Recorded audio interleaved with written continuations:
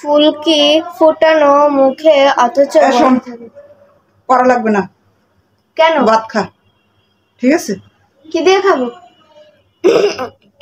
ভাত কি দিয়ে খাবে? মানে ওই কাঁচামরিচ আছে? কি কর? কাঁচামরিচ আছে। মা ওই তো ইলিশ মাছ দিয়ে ভাত দাও। ইলিশ মাছ পাবো কই? কেন, বাজারে আসে না? বাজারে প্রচুর দাম ইলিশ মাছের।